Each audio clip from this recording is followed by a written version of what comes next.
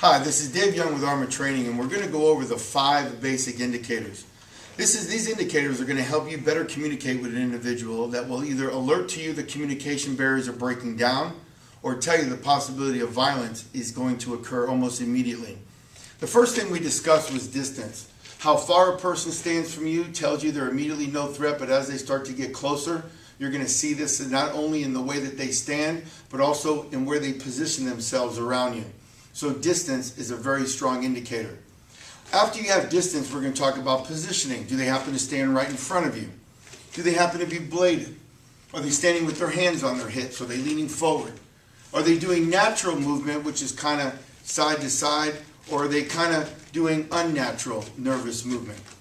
Now, if their eyes are looking at you, then that's a great indicator that things are fine. But if those eyes glance over your right shoulder for more than a second or two, that might alert you that you might have someone coming up from the rear.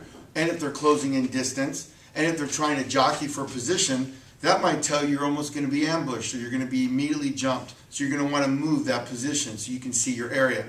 So the first one is distance. Second is positioning. Third is eyes.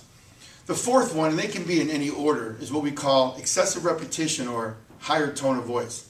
So if I'm talking to a person and saying, listen, sir, I want you to calm down. Everything's going to be okay. And they're saying, but you're not understanding me. You're not listening to what I'm trying to tell you to do. And he says that 2 or 3 times. I can almost be assured that communication is broken down. The last indicator we normally tell people is hands.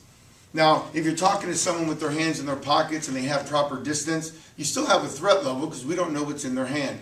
Many times, if you're a public safety professional and you're talking to someone with their hands, we try to come up with ways of getting the hands out of the pockets. One of the things I like to do is shake their other hand and then hand them my business card to have them pull their hand out of their pocket.